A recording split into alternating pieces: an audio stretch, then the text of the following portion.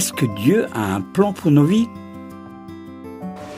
Est-ce que nous concevons la vie avec Dieu comme une montée, une descente dans l'UJDT? Nous nous installons dans le véhicule de Dieu et nous voilà partis pour la vie. Dans nos églises, on parle de conversion. C'est un peu à l'image de celui ou celle qui monte dans une UJDT. On est harnaché avec une ceinture de sécurité qui se nomme dans la communauté chrétienne certitude du salut. On nous a expliqué comment utiliser le véhicule, comment freiner et surtout, on est sûr de la destination. Pas besoin de se creuser la tête, ça va tout seul. On pense que la vie chrétienne, c'est de se laisser porter par Dieu. En réalité, ce serait vraiment frustrant. Pas seulement pour les hommes et les femmes, mais aussi pour Dieu. Imaginez Dieu devoir regarder ses créatures monter, descendre dans son installation et suivre le chemin qu'il a tracé. Et un chemin qui est uniforme comme un rail de l'UJDT. Il s'ennuierait à longueur de journée, et nous avec. Non. Laissons tomber la l'UJDT. Ce n'est pas la meilleure image ou parabole de la vie. Même si à certains moments de nos vies, c'est vrai que Dieu nous installe dans des luges spirituelles. C'est une image, bien sûr. Il nous tire, nous prend en charge lorsque nous sommes faibles, malades, au bout de nos forces. Certains psaumes de la Bible en parlent, comme le psaume 40 au versets 2 et 3. « J'ai compté fermement sur le Seigneur. Il s'est penché vers moi. Il a entendu mon appel. Il m'a retiré du puits infernal, de la boue sans fond. Il m'a remis debout, les deux pieds sur le roc. Il a rendu ma démarche assurée. » J'aime à penser que spirituellement, Dieu a créé en nous des instruments, des outils pour réaliser de belles choses, mais aussi des choses utiles pour les autres. Il nous donne des idées et des modèles de réalisation dans la Bible. Imaginez le patron d'une verrerie qui passe son temps à harceler ses souffleurs de verre sur les normes à respecter, sur les fautes à ne pas commettre. Bien sûr, il y a des normes à respecter pour arriver à un travail bien fait, qui fait plaisir.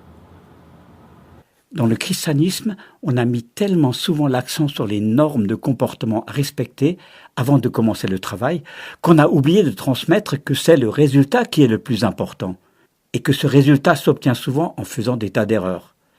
Bien sûr, on est d'accord, certains résultats ne peuvent pas se réaliser si on n'applique pas certaines normes.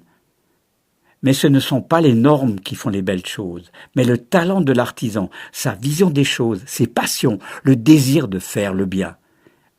Ainsi en est-il du chrétien. Dieu ne veut pas nous installer dans un véhicule spirituel sur rail, mais il nous invite à le rejoindre dans son atelier. Viens chez moi, dans mon atelier spirituel, pour apprendre à faire des choses intéressantes, qui vont te faire plaisir, mais qui vont aussi servir les autres. Leur faciliter la vie, les sauver de leur misère. Dans n'importe quel métier, on met l'accent sur la pratique. Surtout dans les métiers liés à l'artisanat. On apprend d'abord en faisant. Pour devenir chrétien, on demande de potasser des livres, entre autres la Bible. Commence par t'imprégner de la Bible et tu deviendras un bon artisan spirituel. La Bible, il faut la consulter pour vérifier que notre artisanat tient la route, pour y trouver des solutions, mais là où nous apprenons le mieux, c'est en travaillant avec d'autres qui nous apprennent les tours de main et le métier. Ce sont des personnes dont on peut copier la manière de faire. C'est dans la communauté chrétienne que nous devenons de très bons artisans, pas en lisant beaucoup de bouquins. Le plaisir de Dieu, c'est de voir des artisans débutants et des confirmés qui réalisent de belles choses que lui n'a même pas eu besoin de mettre au point. Lorsque la Bible dit que Dieu a préparé d'avance les œuvres que nous devons réaliser, est-ce que ça veut dire qu'il a préparé les plans que nous devons réaliser, un peu comme le montage des meubles Ikea? Nous ne serions que des exécutants, avec un patron qui est constamment à nos côtés pour surveiller qu'on fasse bien le boulot. Là où il nous faut l'avis du patron, c'est que lui, il voit beaucoup mieux ce que les gens autour de nous ont besoin et ce que nous avons besoin. Si vos œuvres sont faites avec et dans l'amour, il y a de très très fortes chances qu'elles aient aux yeux du Créateur une forte valeur ajoutée, qui réjouira son cœur de Père et de Créateur. Et voici un autre texte de la Bible qui pourra accompagner notre méditation, tiré du psaume 90 au verset 17. Seigneur notre Dieu, accorde-nous ton amitié et donne à nos travaux un résultat durable. Oui, donne à nos travaux un résultat durable.